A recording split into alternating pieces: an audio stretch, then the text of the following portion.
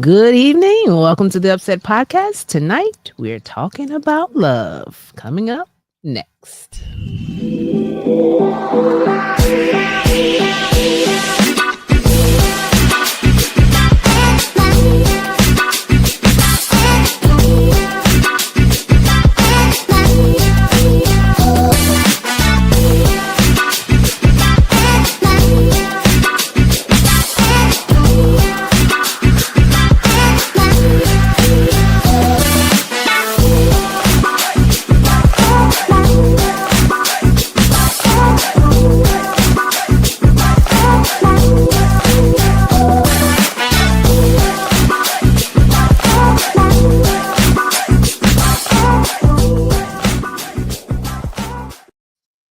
Hey, once again, welcome back to the UpSet podcast. We are so happy that you decided to join us on this Sunday evening.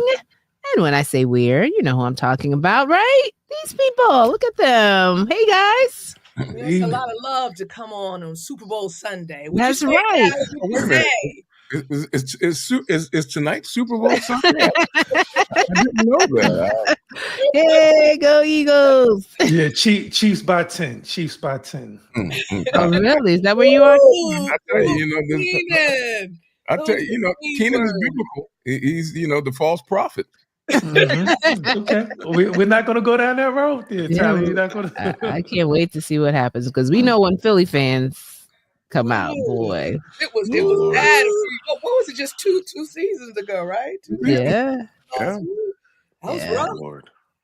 So interested to see if I'm sure our audience is watching the Super Bowl. Let us know what you're doing. If you're watching at home, watching with friends, watching at the bar.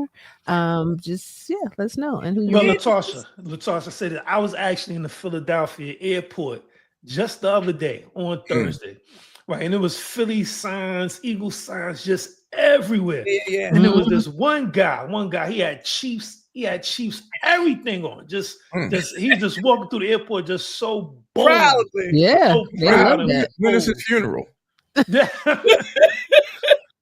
Yeah, right. He could have been lost, but so it's going to be very interesting. Yeah, man. I think we're gonna pray for the city of Philadelphia, whether they win or lose. We know that they're going to tear it up, so we're gonna pray for the sanitation crews and all of that come Monday morning. Yeah. Look, Meeks, the mayor. I saw the mayor last night on the news. She said, "Please don't climb on anything. Don't jump off anything." She's like, we can't deal with that right now. I think it might be tempered a little bit since the 18-year-old student from Temple lost his life falling from a pole. I think I think Philly might temper it a little bit. Now I hope they do. But Philly the city or Philly the fans? Which one? Well, the fans. They're not called fanatics or anything. But it's really funny just looking at the Super Bowl and the extraordinary amount of money that is spent from people just like like us, who spend thousands of dollars to go sit in the stand in the cold to watch the game, and the extraordinary amount of money that's spent on every commercial. I forget. Right, it's like millions. Yeah, right. But one of the things that was the earmark of the Roman Empire's fall was their preoccupation with entertainment, and our nation is starting to reflect that. That worries me a little bit. Starting. Good point. Good point. Yeah, I've heard that before a couple times. When you think about how much a ticket to watch to see Taylor Swift sing, and how much it costs to go to a gospel concert now. To go hear somebody sing about Jesus. That's still so low compared to secular concerts. Yeah, but can you imagine Jesus getting with the apostles saying, look, what we're going to do is we're going to sing about me, and we're going to charge $120 per seat, and we're going to have VIPs here, and we're going to sell sweatshirts with my face on it. Something about today. Sounds like good marketing to me. No, yeah. I mean, if you're going to use the proceeds to continue the ministry. Yeah. Good point, Latasha. Yeah, but can you see Jesus doing that though? Can you see Jesus saying, "Let's make some shirts and put my face on it, and then mark it up, 160%, and then that way." and then we can have VIP seats. And I just So it sounds like you will not be watching the Super Bowl after all of that. no, I'm gonna watch it, but it's gonna be He's free. not paying for it. Yeah. Yeah. You didn't buy any snacks, Tally? It's they make money too off of the snacks that we buy. Oh, look, it's a money-making affair. Absolutely. I mean, Yeah. everything now, and that's the other part that became a sign of the downfall of the Roman Empire, when everything became measured in dollars and cents, not relationships. That's what we are in this country for sure. Yeah. This is America, Tyler. It's always been like that. Watch what you're whipping now. It hasn't always been like that. What? It hasn't always been like that. Follow the money, man. Follow the money. Capitalism? Are you serious? Yeah, it's It capitalism. hasn't. I mean, when people came to this country originally, they came to have freedom, religious freedom in particular. Yeah. And so it wasn't always that way. Not always. When did it change? Turned. Yeah, but Days later, when did it change? Genocide came, the enslavement of Africans. So surely that went out the window very quickly. Well, look, as long as human beings have existed from Cain to Abel, people have used violence to subjugate others and to reduce their fears. I mean, so it wasn't. I mean, and a lot of people feel that way, that America introduced all of the sociological. No, that's not what I'm saying. See, I like the way you spin stuff. See, you're taking a spin. All I'm saying, Tally, all I'm saying that America is in line with all those things that was happening way before America. Capitalism, using all that force for power and money. And so that's why you had that. That's why you have capitalism. That's why you had the enslavement of Africans and the genocide of the Native Americans. All that for money. All I'm saying is that America wasn't always that way. Not always. Mm-hmm. Just like there are other nations. I disagree, but everybody has the right to be wrong. Yeah. I mean, yeah, I believe this country from its inception. If the country started in 1776, I'm talking about that's when the Constitution was made. Okay. From that point, okay, I received that point. That's what I'm saying. From the forming of the nation as a matter of charter. Yeah. But I mean, human nature tends to use capital as a measure of its own success and health. I get that. I mean, there was a time when the importation of slaves was huge, but it wasn't, to this country. It was from the Baltic states down into the Middle East back in the days of slavery from the Caucasus Mountains. I mean, slavery has been a part of human history, and No, but I'm not saying. But America was built off. This country became powerful off of the backs of free labor. That's how it made its money. So that's always been the number one thing. Yeah. And follow the money. Follow the money. And people are willing to pay. I mean, I have to say, those people, going back to the Super Bowl and what people pay for those tickets, a lot of people are willing to put everything on the line in order to be able to go, and they don't regret it. They feel like it's money well spent. So a lot of people stupid enough to think that they winning. That when the Eagles win, we won. I mean, look, last I checked, I didn't see a single paycheck. Exactly. Well, some people are putting a lot of money on the line. They're gambling a lot of money. So that's true. When they see that they won, they're like, "Yeah, we won." I tell you, I gamble on this one. I bet you I'll never gamble. I bet you, right? All right. Well, last week we highlighted the fact that Black History Month is here. And how is that going for you guys? Do you feel like we're celebrating it in true fashion? I see a lot of our churches have a lot of special Black History program. But Miguel, I know at First Church, you guys are doing like a different something every week, right? Yeah, we're emphasizing, I guess, different parts of our community.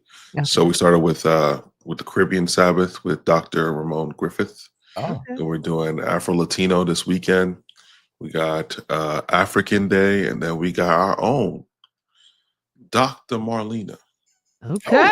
Coming this at the end of this month, emphasizing African American History Day. Yeah. Okay. So we're excited about that. Black women in the house. Okay, let's do it. Love it. Absolutely. Yeah, and Keenan, you guys had something at Shiloh too, was it? Yeah, absolutely. Yeah, the president, he came by and blessed us. Donald Trump came by last Sabbath. President of conference there, Dr. Oh. You said you watched it, Tally, so you knew exactly what I was saying. I thought you meant in the afternoon. Yeah, because you watched it because you texted me and said you watched it. So, but I know you're trying to be funny because but yeah, we had a good time. And we want to continue with it. I love to see it. Happy Black History Month again. But also in the month of February, there is another holiday, February the 14th, also known as Valentine's Day. And we're not here to talk about Valentine and all that stuff. But it is because we know we can go there, but we're not going to go there today. Some of the saints are going to get on us quickly. Exactly. Saint. I know, exactly.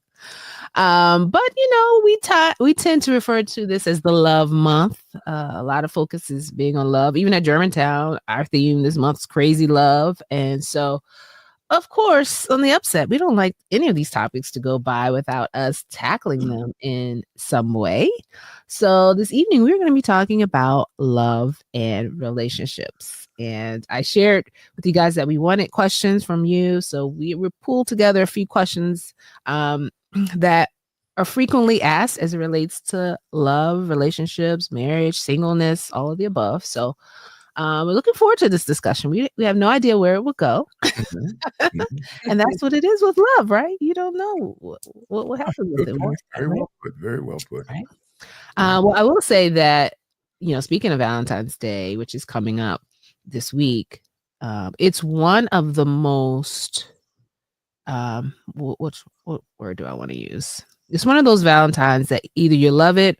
It's one of those days where either you love it or you hate it. For some people, it's the most dreaded day of the year. I've actually heard that phrase being used as it relates to, because in their minds, it's if you desire to be in a relationship and you're not in a relationship, it heightens that awareness that I don't have love in my life. And then you have to be subjected to everyone else getting these Valentines and flowers, and you're at home or you're having a Galentine's experience or something. What? Galentine's. You heard of that before? Girls' night. Yeah, it's like when the girls get together to just hang out together. So they call it Galentine's, like your gals. I thought you used to call it something else. Valentine's a lot of pressure too. Tally, can you tell us, how do you measure like getting 2 gifts for 2 of your Now, let me tell you right now, you guys better behave, okay? Tally and Keenan. Keenan, look. Or he breaks up with him just before Valentine's Day. That was a real thing growing up, boy. That was a real thing. Keenan, that was actually pretty good. That's pretty good. I give you props on that one. There's not many times where we see Tally speechless. Yeah, he was found out in the moment. Keenan has mastered the art of putting a knife in a velvet glove, and you don't even know you're stabbed. You don't even know you're stabbed. But it's all right. Sometimes, yeah. So, but anyway, so when you're talking about such a broad topic like love and relationships, there's so many different areas that you can go into. So let's talk about the overarching. I kind of want to start with a general question. We as Christians, one of the phrases that we hear over and over is God is love, right? God is love, right?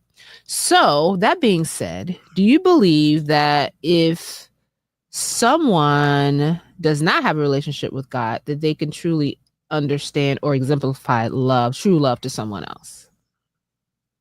Yes. Okay. Why do you say that? Because I think many times we perceive that the love that we share with one another as humans is the same love that God shares with us. And the love that God has for us is different because God has no need. Our love is not based on that it's not as pure as God's. And so while it is not the same as God's, and I think knowing God enhances your cognition and how you love people. But I think that within us, because we are made in the image of God, that we have the capacity to be self-sacrificing in love, and to and an infant, even an infant can't read and doesn't understand, but they do respond to love. And so we have the innate capacity to love, and it's in our DNA. It's in our DNA. Yeah. I like that. That's good. And the reason I ask that is because I know one of the things I often hear when people are talking to people about relationships is make sure you find someone who loves God or loves the Lord, because if they don't love God or love the Lord, they won't know how to love you. Love you, yeah. Yeah, you've heard that phrase. So I kind of wanted to hear what we thought about that. I mean, there are tribes, communities, cultures who do not have a knowledge of God as we would call a knowledge of God, but where there's no violence, there's no abuse, and where people love each other in a way that they will give their lives for each other. And you have to respect that, Yeah. Like the Apostle Paul said, even the heathen who don't know God, who do those things that are called by God. And so we have to respect that. I like that. That's good. All right. So let's, sometimes when we say we're talking about love and relationship, everyone thinks we're just going straight to marriage and things. But I want to actually start off talking about singleness. There's a phrase I'm hearing out there. I'm in my single season, meaning this is where I am right now. I'm embracing the singleness side of things with the intent that I may transition to another season of a love relationship. So, for singles, There's only two of us, Tally. There's only two of us. For what does that look like to embrace singleness? What does it look like to say I'm single and I'm okay with that if I'm not in intimate partner relationship? Well, in January, it means a lot of hot chocolate and a lot of blankets. But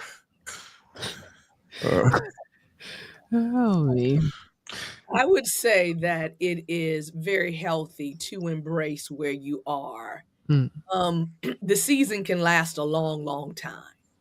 And I've been in a very long, long season. and I learned to embrace the season so much so now I love the season. But it's speaking from someone who's been single a long time,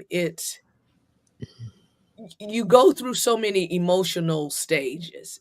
As was stated, we're talking about Galentine, and you learn to love yourself, to go out and have a good time, even when it's just you. But it can be very challenging because I know many of my friends, good looking women, educated, got good stuff going on, and no bites or small bites, right? And so for a healthy you have to live your best life wherever you are, whether it's being married or being single.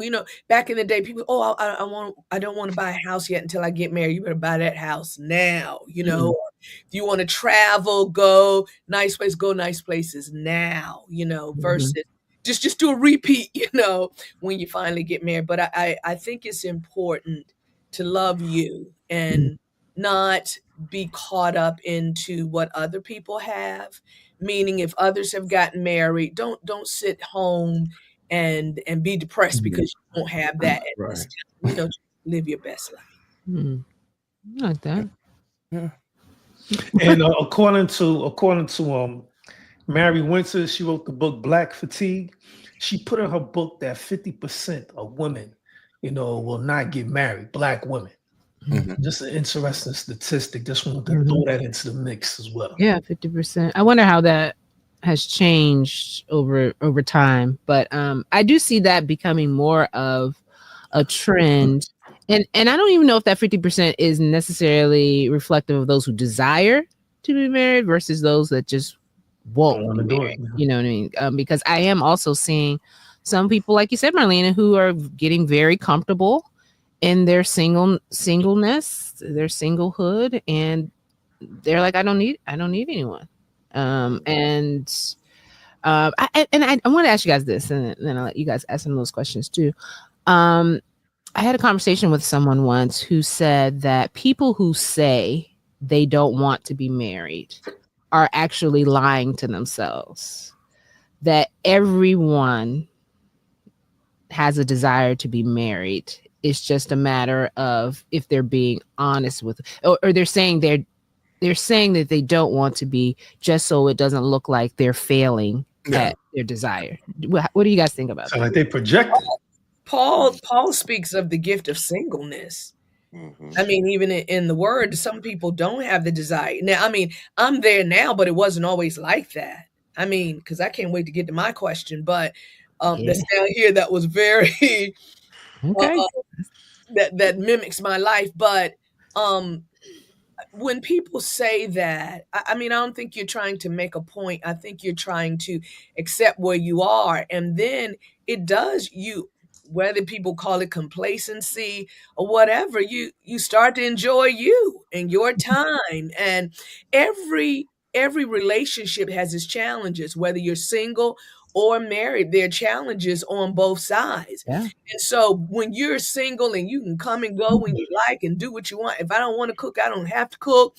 I can go to sleep early. I don't have nobody waking me up early in the morning. Or I know something like that. But anyway, I'm just speaking of my life, now is good for me, right? And I travel a lot, I do a lot of things, and especially when you have some relationships that are not good at all. People wish they were single. You know what I'm saying? Yeah.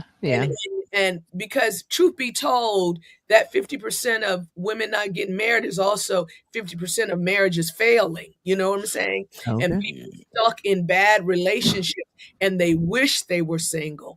And so unfortunately, I am a divorced single who never expected that, but here I am, So when I look at the two lives, it can't compare to, what I had when I was married. And so I would disagree with that person.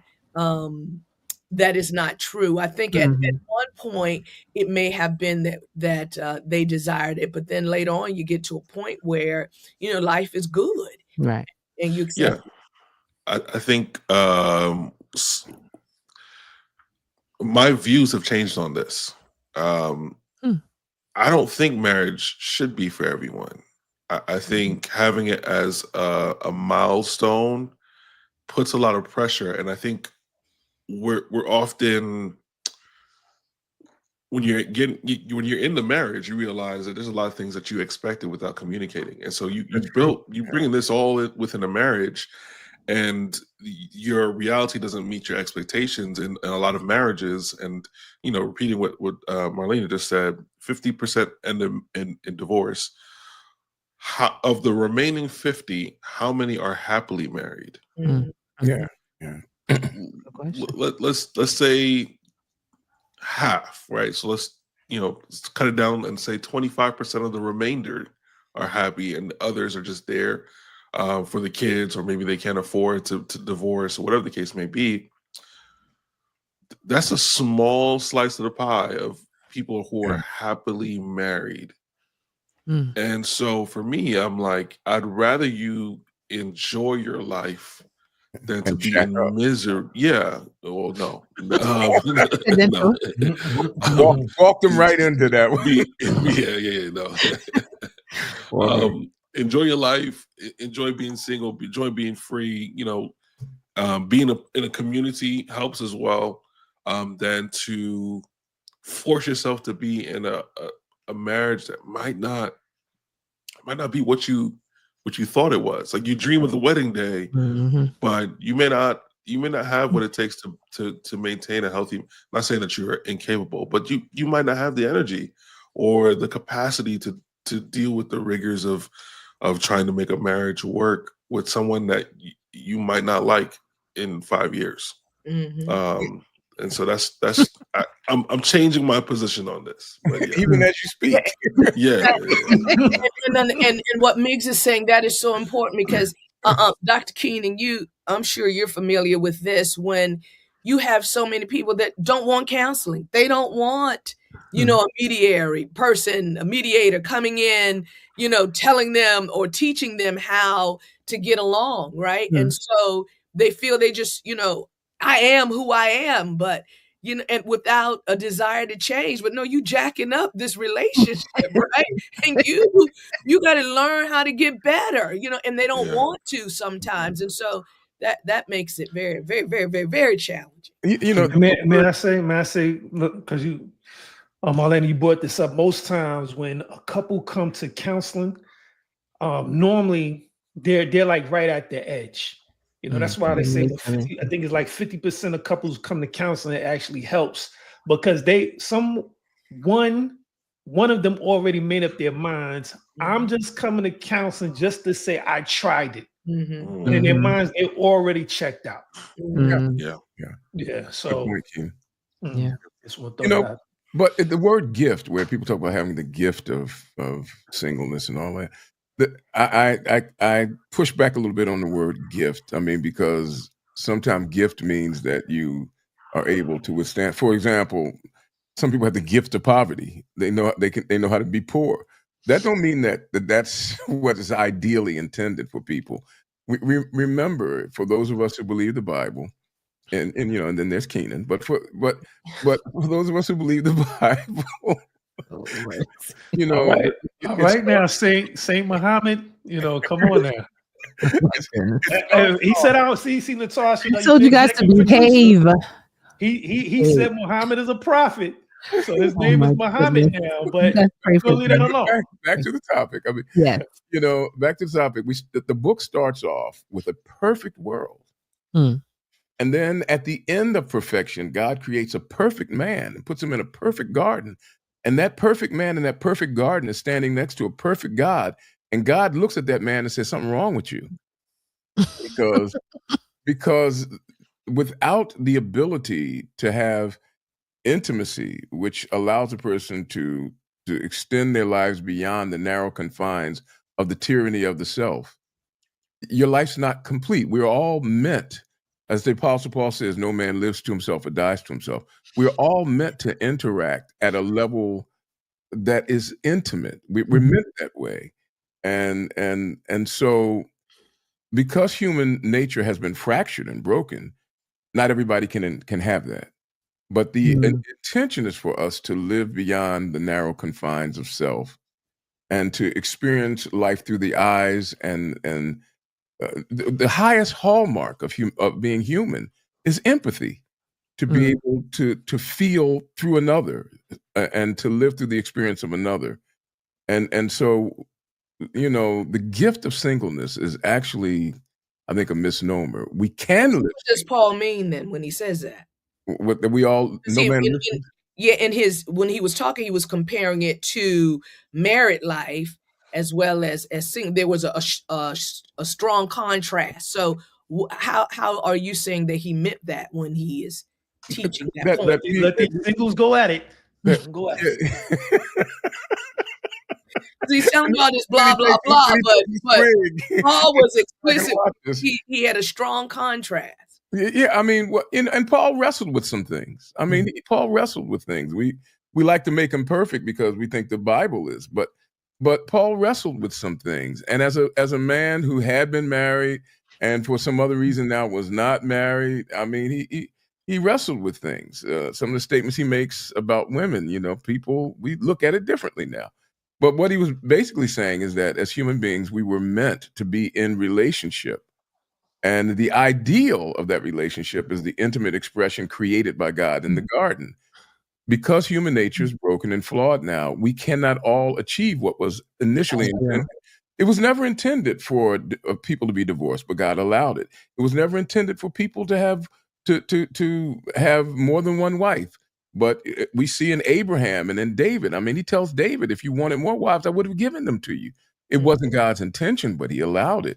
And so what we're living in now is the realm of what will God allow in the absence of the ideal that was intended. And that's what we wrestle with from time to time.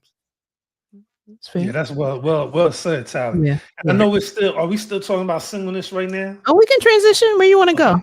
No, No, I just want to don't say. leave singleness yet. Oh, no. Okay. Sorry. No, I was just going to say with the whole intimacy, when God created Adam and Eve, he said in the image of God, he created them. Yeah. So the closest image of God that we have is a husband and a wife. It's the closest image of God. And of course, sin just destroyed and this marred all of that. Wow. And even with that, in the Garden of Eden, when Adam and Eve sinned, the Bible, before they sinned, the Bible says that they were naked and unashamed. Yeah. And as soon as sin kicked them, they covered themselves up. Yeah. Right. Yeah. And so intimacy there is lost. And intimacy is when you can be completely vulnerable with someone else. Okay, all right. I mean, completely naked, emotionally, just completely vulnerable. But through life, ups and downs, you learn we are conditioned to cover ourselves up. We don't want to be hurt. And so, and I know just talking about marriage now, but in marriage, you're trying to learn to be vulnerable with each other. Can I be safe with this person? Yeah. And it's not something that happens in an instant. It takes time. And then as one is evolving, the other one is evolving. You got to learn a person all over again. And it's work. So that's why I tell anybody, if you're thinking about marriage, it's not a game. It's not for the faint of heart. It's not. So it's nothing to take lightly at all. I amen to that, Keenan. Amen. Heartily amen. May I this brings up a very good point, and you led us there. Does God care about my love life? I think that is a hot question for singles, because many of us have gone through a bajillion singles retreat. You've taken every a portion of instruction that someone has read the books, every prayer, every fast, every believe it until you receive it. You've done it all, and you're in the same place. Does God care about my love life? I got a question. Singles ministry, is it for the purpose for you to no longer be single or to be happy while single? I think it can be a combination of it's a combination. Okay. I mean, the idea, but it goes back to Tasha's original question, or that led us into this. Is the intention for everybody to be married? The intention is for everybody to live beyond themselves in relationship. Marriage, as Keenan said earlier, is the ultimate expression of God-likeness expressed through humanity. I mean, because God is one, but more than one. And so singles ministry is to help people to understand. It should be to help them to understand how to live their lives fully and completely as they are, and to equip them so that they might be able to share that fullness and completion with another in the state of what we commonly call marriage, But back to what Marlene... I was going to say, I want y'all to go back to my question. Two of you have both just talked about how God doesn't want you to... I'm going to answer your question. Okay, go right ahead. Yeah, I mean, God, of course God cares about you. God cares about what kind of sample you're going to eat. He cares about everything about you. But the problem is that we perceive God's caring to be transactional, that because he cares, he's going to do this. Because he cares, he's going to do that. And then we think that our prayer life is about twisting God's arm to doing what we want. When what prayer is about is the unburdening yourself of the tyranny of your own desires and the perception of your own needs, so that you can be open to how God might lead you. We're so busy trying to tell God what we got to have in order for us to be who he wants us to be, that we don't realize that we're surrendering ourselves. You just said that it is God's desire for people not to be alone. Yes. That is not necessarily marriage. You just said that Adam was alone and God looked at him and says, you're not perfect. And he gives him a wife. And then I said sin that's God's ideal expression. But because human beings are fractured and flawed, we cannot all achieve what that ideal is. Mm-hmm. For example, I mean, there are people who are born with a predisposition to be attracted to their own sex. So what do we do with those people? We if we believe that the Bible will not accept that, they can't marry. So what do you do with them? How do you help those people to live their lives in a singular fashion without the normal satiation of passion and so forth? There are people who are born in this world intersexed. In other words, they're not clearly sexually specific. What do we do with those people? And that is all based on the fact that human nature does not reflect the ideal intent of God now. And that's why the Apostle Paul says that all of human nature is groaning and in travail, waiting for the full redemption of the children of men until God redeems us completely. And even then, Jesus said something that throws all of us now. He says, but in the world that is to come, we neither marry nor are given in marriage. What does that mean? Mm-hmm. So for clarity, you're saying, you're asking, if God cares, then why not X, Y, and Z? Why haven't I found? Is that what you're asking? Are you talking to me? Yeah. Yeah, he's talking to you. He's talking to me. So for clarity, Yeah. I want to know, does God really care about my love life? I know he cares about me. I know he loves me. But when it comes to an intimate partner, does God care about me? And let me be very, very clear, because and this happened to me and many of my friends and singles who speak with me. Everything that we've asked about in life, God has answered. But when it comes to intimacy, is silence. No, it ain't. You said everything? God always responds. He'll say, in my life, when there have been other things that I've questioned or asked about, God has answered. When it comes to relationships, it is silent. But I've often learned, no. But silence is an answer sometimes, right? Like, but it ain't even silence. We perceive it as silence, right? Yeah. Well, maybe that's the way she's taking it, Tyler. Yeah, that's what I just said. We perceive it as silence. Yeah. So the answer would be, don't ask me any more questions. God always responds. I mean, God can also say no too. I mean, he can say no. He can say no. And that's why I'm saying with many other things, the no was clear. Well, I guess if I'm not married, that no was very clear. But not just to me alone, but to so many, many, many. So what do you know how disappointing it is when you've got a beautiful single before you, male or female, and they are worried about getting married, and the only thing you can say is, I don't know what God is going to say, because you don't.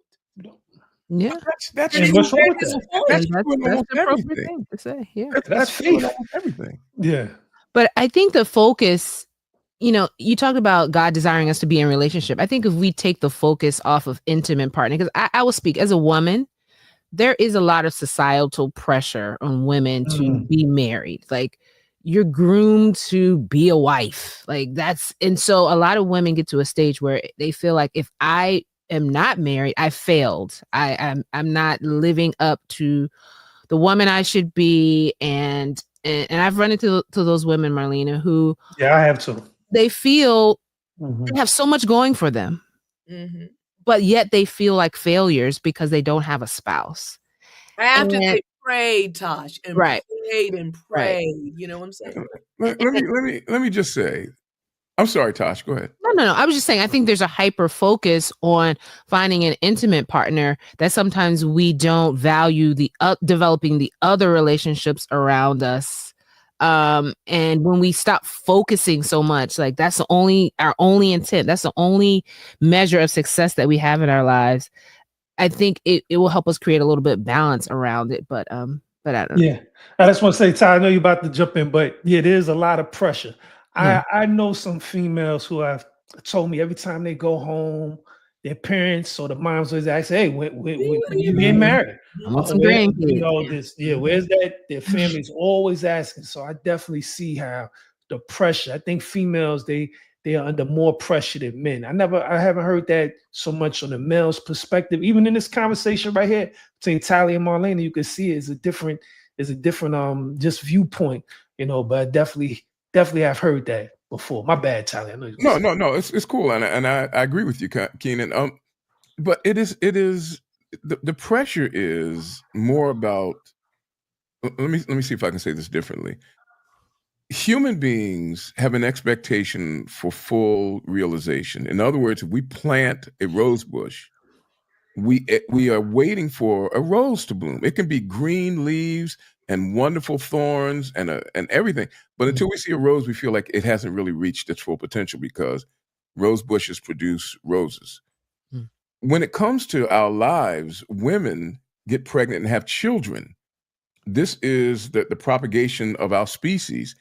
And so what the real pressure is when we talk about marriage and all is the fruit of the sexual experience that leads to the production of a child.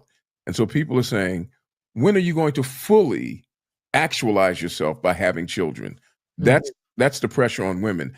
And in the religious world, that is accompanied by marriage. You know, you can't just, I mean, one of the things that disturbs me a little bit now are these baby showers being had for women having children out of wedlock. Got to take care of the baby. Still got to take care of the baby. I'm not taking care of the baby, but having a party for this person's pregnancy when their pregnancy is out of season is something that concerns me. Well, because Jesus gave the baby.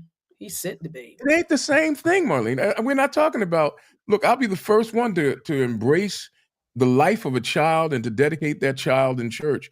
But I'm saying having a party for a 19-year-old girl who's having a baby out of wedlock, I'm not sure if we should celebrate the circumstance, even if we embrace the challenge of what the circumstance produces.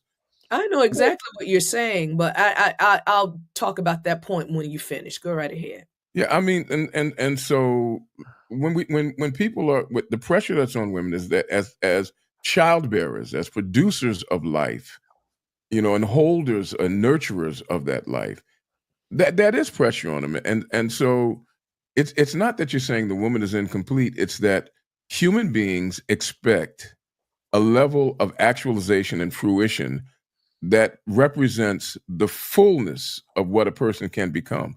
Like an intelligent guy who doesn't go to college, people keep saying, why don't you do something better with yourself?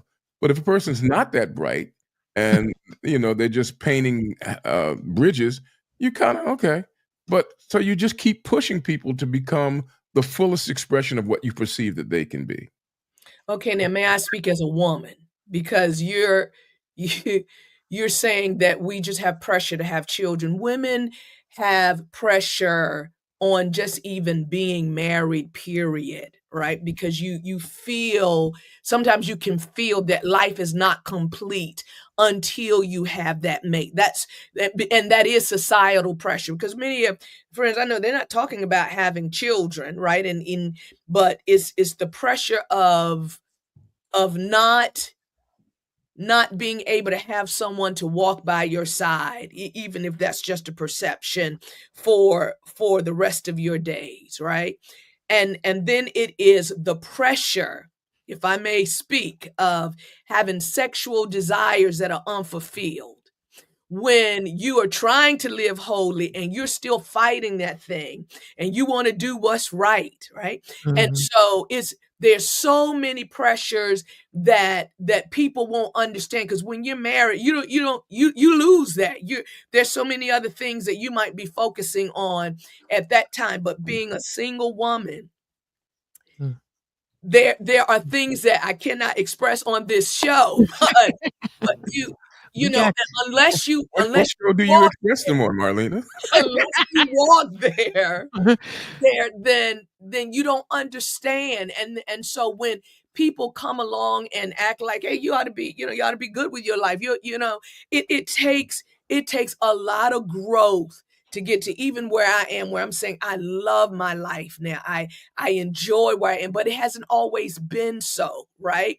And so, teaching people to be happy where you are, it's a challenge, and they have to grow. They have to get there.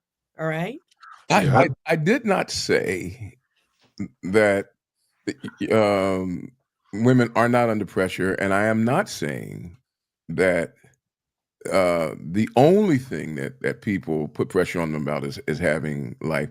It's a part of the full actualization of your life to be able to have that level of relationship with another person that people deem intimate.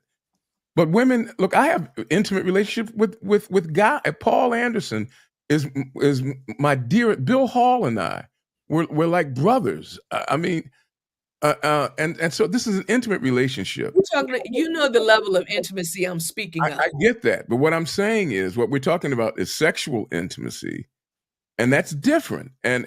But it's a part of the full experience and the actualization of life, and so people expect that for you. And when it is not happening, they put pressure on you, and secretly they put pressure on men too.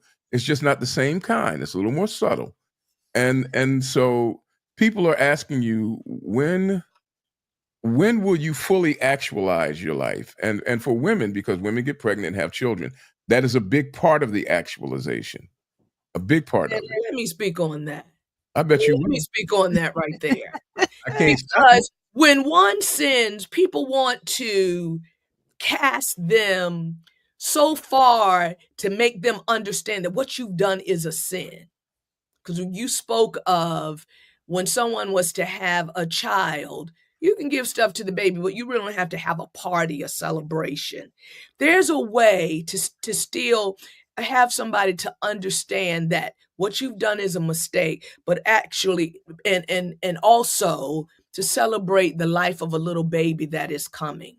So it doesn't have to be one or the other. I don't care how much you shake your head. It doesn't have to be one or the other, because the women already know that what they have done is wrong, and the male too. But you can't say have it both ways. You can't say it's a mistake and we're going to celebrate it. You can't say that. We can say that we are celebrating the life of the baby that is coming. I never questioned that. That was never an issue. That was never an issue. I fully embrace celebrating the life. What I am talking about is the baby shower. I know what you're talking about. Where you celebrate. So you can't say it's a mistake. Shower is to bring the baby gifts, right? And support the mother. And there's nothing any worse than a young woman out there pregnant, I agree with to death, and she not have support, because what she normally gets is retribution from the church. I fully agree with support. Yeah. And you can, I know we're getting touched. We're getting that's another show. But shut up real quick. My point is that we have to find other ways to make to help people understand that, hey, you made a mistake. And this is where God wants you to be, but you don't punish them forever. Tosh, take over your show. No. I should say, Marlena, that was excellent. Way to put Tally in this place. Oh my goodness. I want to speak on just one element. We were talking about the pressure between men and women, not between men and women, but that a lot of single folks face from the outside, pushing them towards marriage. It doesn't stop there. You get married, you're enjoying, your spouse. Then it's, when are you going to have children? Yeah. You have the children. When are you going to buy the house? You buy the house, and then you're 20 years in, you realize you're not living the life that you desired or designed. You've been pushed down the road. You wanted to be homeless? I'm not saying you want to be homeless, but you may not want to have bought the house that you bought, but you're buying it to meet renter. To meet someone else's expectation. You're driving the car to meet someone else's expectation, and you've been living this life based on the pressures. At some point, you got to comb through all of that and figure out what it is that aligns with my purpose and my calling, and aligns with the vision that I have for myself, and kind of keep the noise at bay. That's my personal view. You got to keep it at bay. It's going to be there, and people will offer their unsolicited opinions, for you or of you. that's going to come either way, but you have to be clear-minded about what it is, because you're going to listen. I see it happening. I'm at the stage where a lot of my friends that were never married are trying to get into marriages, and a lot of folks are divorced now, and they're looking, and I see that there is a certain rush that wasn't there a few years ago, and there is a potential. Not saying that folks are making bad decisions, but there is a potential here because of that pressure to make some rushed decisions, and those have longer ramifications than the wedding day. And so to me, listen, get rid of the noise as much as possible when you're making major decisions, and make sure that it's in alignment with what needs to happen versus what you want or what you think should happen. Be clear about the decision, whether that's a spouse, whether that's a house, whether that's be clear about your decisions, and make sure that you're making sound decisions. Okay, Midge, you're making me think about another question that I have for everybody on here. I see your hand, Keenan. You can hold it. Yeah. Decisions. I want to know, as succinctly as possible, why did each of you want to get married or want to be married? I can answer that and say what I was about to say as well. Right. Well, to Miguel's point, just about the pressures, this is a whole nother discussion, but I truly believe that nobody can make you feel pressure. You allow yourself to be pressured. You allow that to happen. So that's the way I see life, period. No other human being can make me feel pressured, make me at all. You decide whether you're going to adopt. Yeah, exactly. You give somebody a loaded. Can I finish, Tyler? Can I finish, Tyler? Go ahead. The majority of my high school friends that I went to high school with, my close friends, the ones that did get married, they didn't get married into their early 40s. We're all mid 40s now. So they just for whatever reason, I never asked them, but they just waited. They probably would have waited longer than that. For whatever reason, they waited into their early 40s. So I just think that's interesting. Of course, they were not in church, so I don't know if that played a factor or whatever, but they waited. Now, as far as why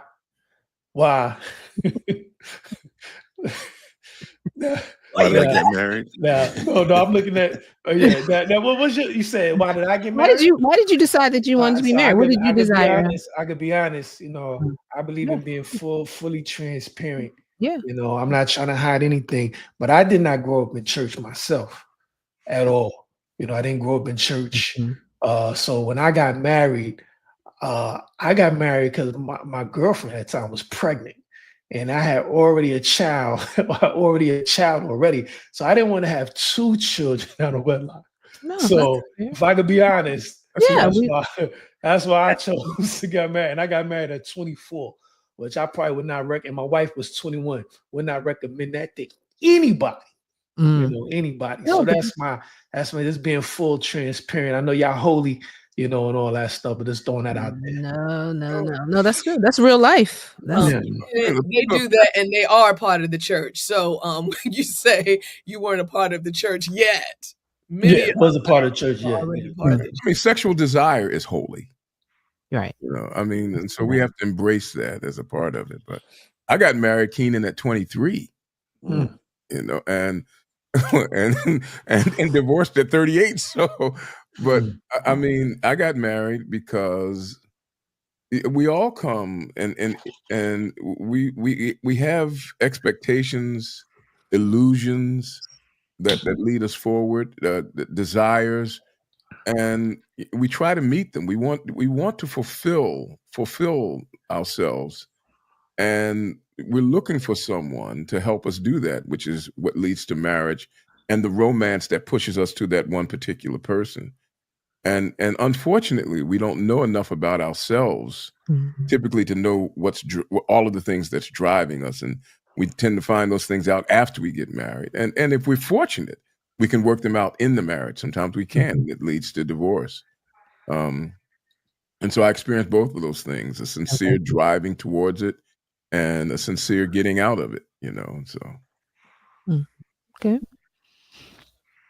Who's next? I guess I'll go. You and Migs. So I can say that my decision to get married was definitely influenced by what I thought the expectations for my life were, on the onset. We're expected to be married. That's just a part of our maturation. Why did I choose my wife? That's a different question. Man,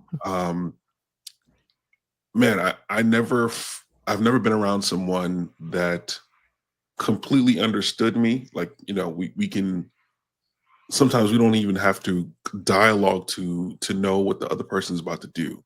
We share this very similar humor, but at the same time, we're different in a lot of different ways where we complement each other's weaknesses, and we help to strengthen in other areas.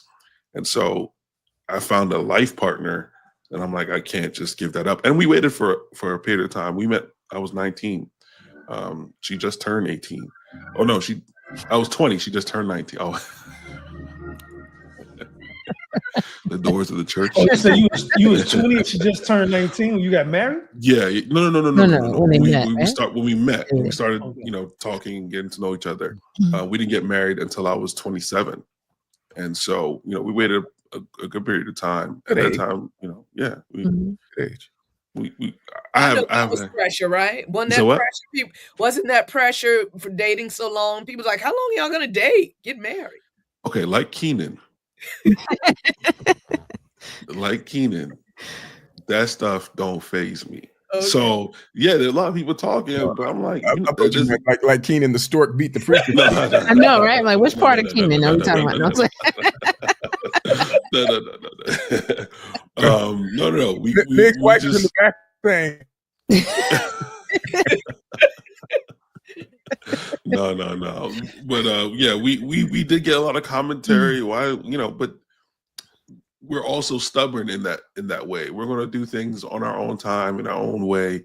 And because at the end of the day, if things don't work out, we can't blame anyone else. It's going to be on us. So, that's the reason why I got married, and I married the person that I chose. No, that's good. That was a good 2-part question. Well, I gotta say this after Meg said that.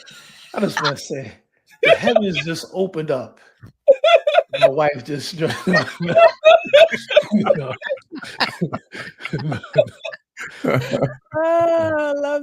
love that. Arlene, you want to go? Or you want me to go next? I gotta remember. It's been so long ago. I got married. There was some pressure involved, not externally, but more internally. I was in school, and it was keeping me very busy. And so, I loved him, but I think we decided to do that because we weren't spending a lot of time together. And so being married, would help us to be together more. So that was the reason why at that time. I think it would have led there anyway, but I'm just saying that it happened quicker then. It was over a year that we had dated and all, but right. Yeah. Oh, I didn't even ask that, how long you had dated. I think I definitely can admit that I was one of those girls from a young age who just always wanted to be married. I bought into the fairy tale of marriage. You grow up, you have a husband, you have babies, you have the white picket fence. I did buy into that, but I was always Andre, she said her marriage is a fairy tale.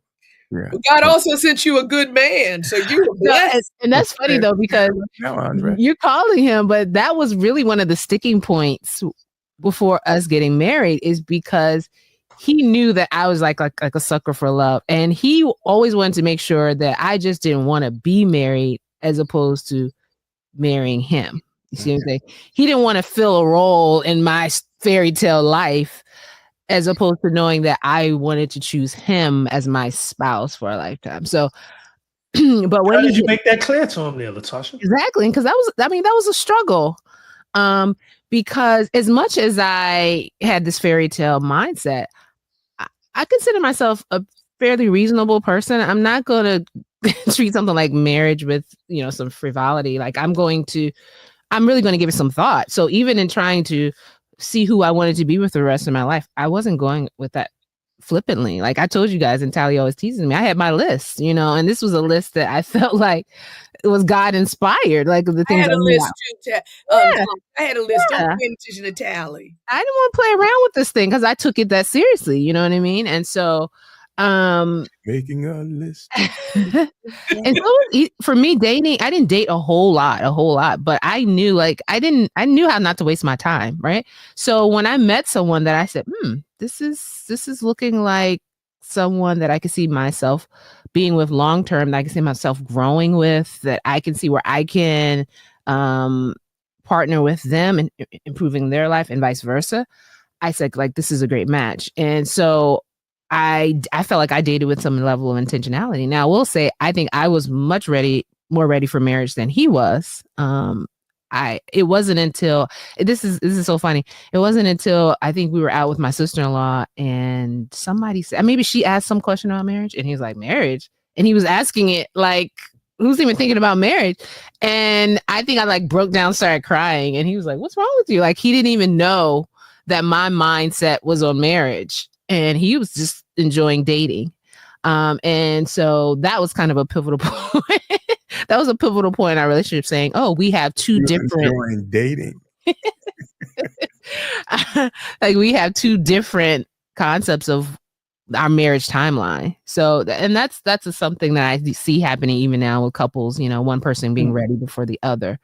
But trying to compromise in that way to make sure, because one of the things I definitely didn't want to do was marry someone who wasn't ready to marry me. I mean, that's not, I knew that wouldn't fare well. So, so I married because I wanted partnership. I wanted someone to grow in life with. I wanted someone to grow spiritually with, someone who aligned with how I viewed God in my life, because I knew I needed that. I grew up in a household with a strong spiritual male figure, and I knew I needed that in my own household. So I got married for the partnership and the growth that I felt like I could receive from being in partnership with that person. But couldn't you have been in partnership with another woman? Don't even ask that. I wanted the intimate partnership that came with physical intimacy as well. Okay, and that's the other part of marriage that we kind of skirt around, and that is the ecstatic experience that sex represents in intimacy. Right. We tend to not parse that out well. Mm-hmm. Yeah. Well, Latasha, what did I say, Keenan? I'm with you. I'm with you. But I was going to say this, Latasha. You said that you had a list. I did. Oh boy. But there are some females out there. Let's be real. There's some men out there as well. They do have a list, and they see that they're getting this for everybody. What would you say to that person? They're getting older, and according to their mind, they think that their time for marriage, the time is running out. The hourglass, the sand is running out. But they have this list. Yeah. Would you all tell them, hey, they need to lower their expectations? What suggestion? The list doesn't mean that you are irrational with your expectations. Yeah, that keeps you focused so that you don't choose a robber or somebody who's been in prison for 50 years. Even though a lot of people in prison are single, are innocent. But don't get me wrong. I'm not talking about that. You wouldn't want to end up marrying. But Marlena, they did their time. They paid their debt to society. Not yes. Are you holding over their heads? No. And that's what I'm surprised at you, Marlena. Is that where the next retreat is going to? Is that prison ministry is a whole nother level? That's prison ministry at another level. My point is that the list, don't hate the list, right? Because the list is not, it doesn't have to be, he's got to be, 6'5", know. That's super something like that. But you want someone who is caring. You want someone who respects you as a person, respects you as a woman with a mind, right? So it could be various things that someone godly, that's very important, because there are times we compromise that thing, right? Yeah. You can't find. Let me tell you the pressure on a woman when you want to marry godly, right? And you look in your church and it's so few. So few. And then half of them look funny looking. So you whoa, man. You know you gotta go back to your church, man. May I be honest? Not go there. The women on the line, do y'all feel me? Do you feel me? I said some of them are. Wait a minute. Wait just a minute. Wait just a minute. Because Tally and what's your name? Keenan and Nick, y'all did not date every woman in your church, did you? No, you didn't. Because you felt some of them were funny looking, right? So you dated. They're called medium ugly now. That's the proper term. They're medium ugly. Okay. I never said that. The people in my church, they're all beautiful in the eyes of God. So Marlena said God ain't dating them.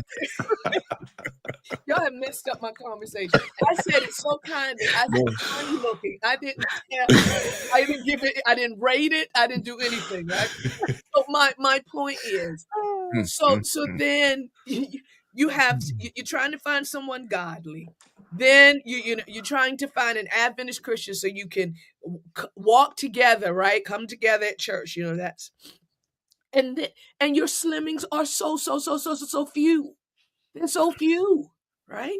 And so then you have to broaden, right? So now we got to go out of this race thing because it's just like, many of our Black men are doing other things. So now you got to go out of your race, and try to expand. Kenny, you know what I'm talking about. You make choices. You know exactly what I'm talking about. So now you have to expand, and cross, do multicultural things, multiracial, in order to meet someone. I don't even know what I'm talking about now. So you said because of the funny looking guys in your church, it's slim pickings, but you have to go outside. So my point was, yes, you are part of the list. The compromise, if you don't have a list on your list. So many women start to compromise that because they may be, morally good people, right, that you meet, but they're not. They're not professed Christians. And so then you compromise that. And then when you get married, they don't want to go to church. They don't want you to go to church because they're planning stuff to do on that day, especially if, we being Adventists, they're trying to do a whole bunch on Saturday. So you're kind of in a fix there. No, so you're encouraging the singles not to. You see that? Oh, I got telling you how we compromise. Yeah, have your non-negotiables. Right, because when you make that list, if you're saying someone needs to be godly, you got to stick to certain principles, right? Because we compromise on the wrong thing. And I know somebody else got a question. I know we're over, but we must talk about the signs of an unhealthy, toxic relationship. That's a must, right? Before we get off. Okay. That's an alignment with the question I was going to ask. We talked about why we got in or how we got in. I guess the question in alignment with that. Oh, I'm sorry. Yeah, when? Like, how do we know when to get out? Oh, no. Okay. Yeah. Well, I think Marlena brought up when it gets toxic. That's or when it gets funny looking. Well, that's from the very beginning. Yeah, and I think that question it varies. Like, obviously, in the dating phase, a lot of times I think we ignore red flags that kind of pop up in relationships just because we know we have marriage on the mind and we're willing to wink at so many different things, even though they're red flags.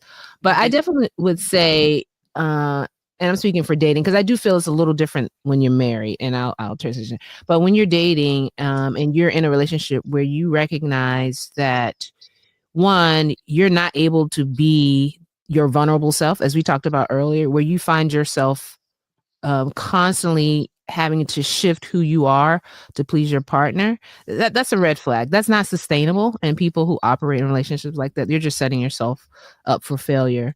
I would definitely, to me, physical abuse is just always just going to be like, no. That's deal breaker. You need to leave. That's not even something to even contemplate, in my opinion, especially in dating. What else? I would definitely say someone who you do not spiritually align with. it is so hard when you're someone who is principled based on your spiritual journey and your walk with God, and your partner is not on that same journey. It's so difficult to find common ground in certain areas and decisions that you will have to make as a couple. So I that's also an area I feel like you need to walk away if you're not aligned spiritually. It's not going to work. And then with marriage, I feel like that you know, you offer a little bit more patience in some of those areas. Like if you're not, say you came to Christ after you were married. I mean, I think that's something that definitely you have to navigate and ask God to help you through. I don't think that is something that you leave your spouse for, unless it becomes an abusive situation. But once again, any form of abuse, I feel emotional abuse, physical abuse in relationships, I just do feel like those are my deal breakers. That's when it's time to get out. When a relationship tends towards destruction rather than construction, then it is time to reconsider the covenant. Doesn't mean that people are bad. It doesn't mean that you are wrong. Somebody's wrong, or that you have an enemy. But the idea of a marriage is to constructively build two people, and when it becomes more destructive than constructive, it is time to reconsider the covenant. Tally, can you explain a little bit about what's destructive? I think some people don't even know how to draw the line there. I think they don't understand that something is destructive, and they might say, I don't really like it, but they don't see that it will destroy them later. Well, I mean, and that's when you need help. That's where Keenan and people who have his qualifications come in to help you understand what a healthy relationship should be or do. And I think all of us, and I tell people all the time, when I do premarital, that this is the beginning of a process that should continue into your marriage. You always need some objectivity and sometimes further education as to what it is that you're trying to do in marriage. Marriage, has purpose. And so if you are not clear on what a healthy relationship should bring, you're not clear on your own desires that are moving you towards marriage. If you're not clear on what it is about yourself that is rejecting certain things, you go get help so that you'll know whether or not for example, it might feel like emotional abuse because your wife is telling you need to go out and get a job. She don't accept me as I am. I mean, I'm playing video games and she don't accept me. Well, Negro, you need to get yourself out and get a job. Your emotional abuse is actually, it's like somebody taking you to the gym. It's healthy, but you calling it abuse. So that's when you need to get help to clarify on what is healthy, what should be expected, what is needed. Yeah, and I would recommend, just for anybody thinking about marriage, go to premarital counseling. Please. Twice. Do that, because twice. Yeah, because if you don't, on average, if you don't, you will be going to counseling after you say I do. So definitely. And even if you say I do, I would say for all couples, have a check-in. Yeah. Go check in with somebody, so you can have that objectivity that Tally spoke of. I think it's definitely necessary. Yeah, I think one of the things that what I did when I was dating, I would bring my significant other around people that I trusted to bring a sense of objectivity to this relationship. Because when you're in it, your emotions are flowing. You got all these visions of grandeur about what this could be. You kind of need an outside perspective to say, man, I see this, I see that. And most of the time, my friends or family were correct. It's not that the person is bad, it's just that our dynamics are not what we think it could be. Of course, I was very young, so there's a lot of pride and arrogance involved, and I'm gonna make this work. And you're really working against the grain to sustain something that honestly should probably have been left at a friendship level. Like, we work better as friends than we do in an intimate setting. And I think you got to ask yourself, like, why am I staying in this out of a fear of being single again? Am I staying in this out of a desire to keep my pride intact? I don't want to admit that I was wrong. You know, I remember not dealing with somebody, but I knew someone who was in a relationship with a guy, and we were cool, we were not intimate in any way. And I remember her venting about this relationship, and I simply asked her, "Why are you still there?" And she's like, "Well, I'm 25, I got a baby. I don't want to be out there single." And I'm like, that keeps a lot of people. This fear of the unknown of what's going to be out there. Yeah, not getting anything better than what they already have. Correct. The devil you know is better than the one you don't. Yeah. Correct. And can I make a point to what Miggs is saying, because it's so important? But the Bible talks about how love covers a multitude of sins, right? So you can't see the jacked upness about you, the person that you are dating, right? Because sometimes the signs are so clear, right? But whether it's male or female, sometimes you have to be open to someone sharing, because a lot of times the person who's dating is so defensive, they don't want to hear anything negative about, their partner. And so they push away even someone's trying to save their lives or save their relationship. They see something that is very unhealthy and harmful, but the person pushes it back so much that you just rather just be quiet to save the relationship, your relationship with the person, because they're just not open. Yeah. I think that's a chronic flaw, especially, dealing with how we portray dating in America, like through media and all that kind of stuff. We think it's just two individuals meeting and, whisking away to get married, when in reality it's two families come together. No matter how you put that, it is two families that got to deal with whatever comes out of that marriage, whether it's children, two families and two histories. And two histories, yes, yes. And so these are two communities coming together. I'm not saying that they should have all of the input, but there should be some level of input that you're going to bring this person into my family. Can they work? Can they not? Now, listen, some of our families are toxic themselves. You might not want to take that, but there is emergence of two entities coming together, not just two individuals. And so I think it is a toxic flaw in how we're dating, where we're doing things in private and we're doing things in silence. But when God forbid, it becomes a domestic violence situation, you want your family to step in. Yeah. Or your friend. No, I want the cops to step in. I'm serious. No, but that's true. That's true, Mix, because that's one of the red flags. I've seen relationships where maybe the guy or the girl wants to keep the person away from their friend groups and their family, because they know that if they were exposed, if they saw them interact, they would be able to point out those red flags. And I want to let you guys know, I have great discernment. If you want to know if someone's like you, I'll be willing to consult. I have always been spot on, like with my friends. And I had one of those friends where I tried to tell her, this guy's not for you. And she accused me, because at the time I was single. She accused me of being jealous of her happiness in her relationship. And that, in other words, I didn't have enough experience to tell her what was right. And as a result, God broke her heart. And I was there to pick up the pieces. I mean, okay, you know how it is. Now it's called St. Tasha's Day. I really feel it. I have a good discernment with like couples. Like I could tell, like the vibe is there, the vibe is not off. I just feel like that's a gift that I've been given. I think my dad has it as well. So I'm just putting it out there for those. So you are the real love doctor then. and if I may, I've been on both sides where really, as when I was. Don't do it.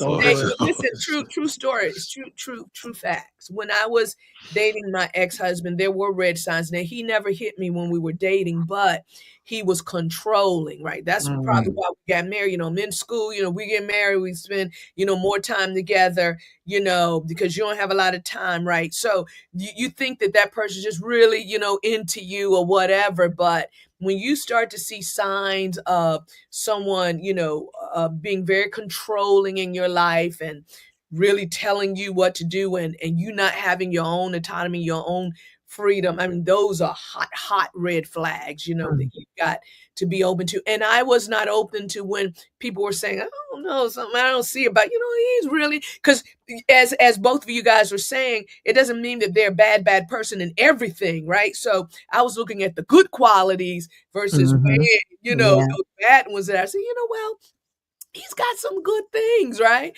And so you have to be willing. When people love you, nobody wants to see you without, right? And so when you say, oh, you're jealous and all, that's not what it is. We love you. We want you to be happy, but in a healthy way. Absolutely. Well, my final words are: when you're dating, just remember you're dating somebody's press kit. That's right. Best version get to who the person is, and you need your friends and you need their family to help you know who they are. But even more importantly, that when you're dating, you are on a quest to meet a lot of needs that you have not fully discovered yet in your own life. And it takes friends and assistance to do that. The greatest gift to building real love is a healthy sense of awareness and a level of honesty.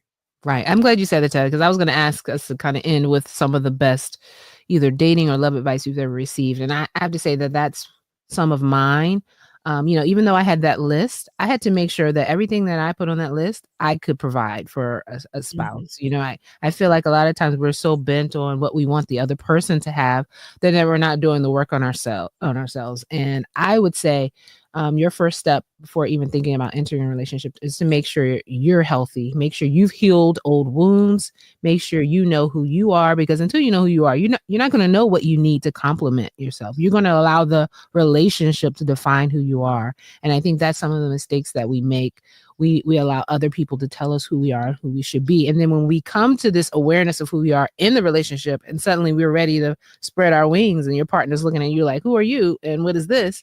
There's conflict. So just be a whole person as you walk into a relationship, and don't try to find someone to complete you. Be a complete person before you do. All right. Anyone else? And get rid of your lists. No. Keep that Be list realistic about your list. Get rid of your list. Pray over that list. That's right. Be realistic. That's what's wrong with him. He needs a list. But no.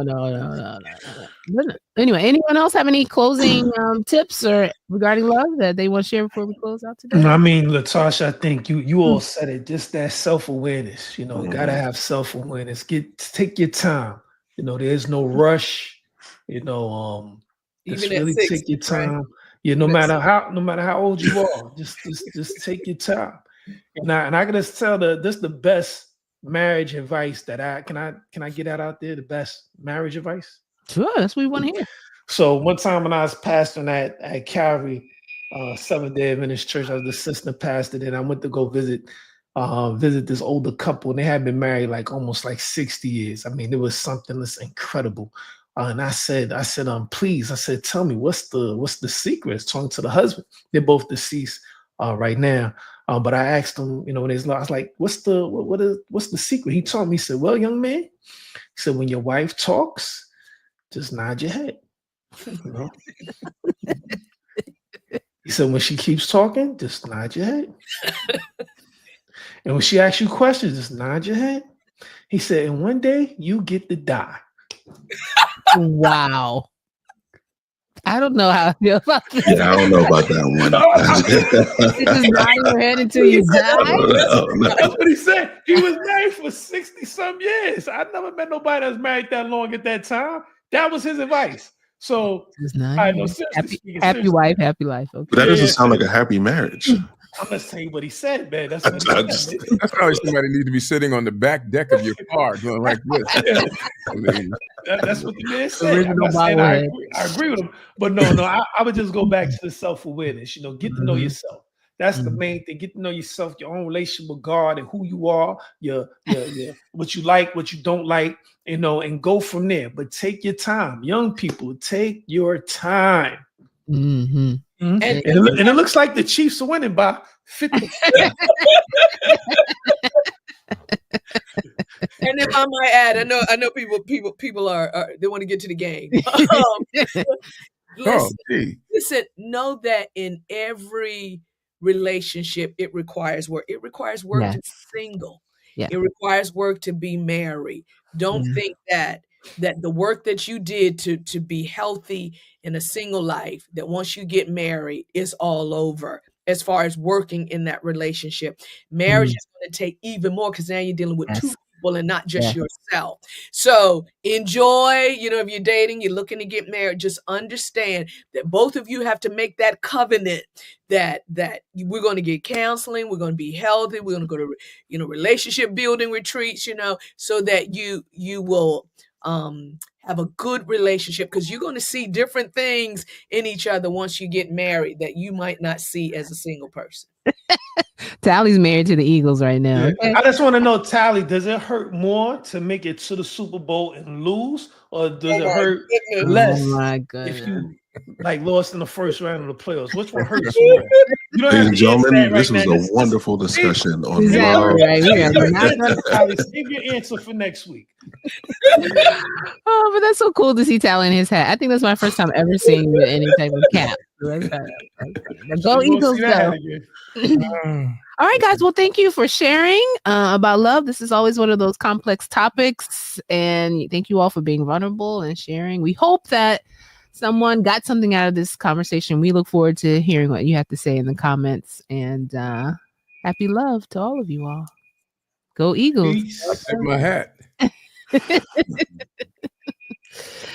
Yeah, that's right. We get it, Tally. We get it. Go see if you win it next week.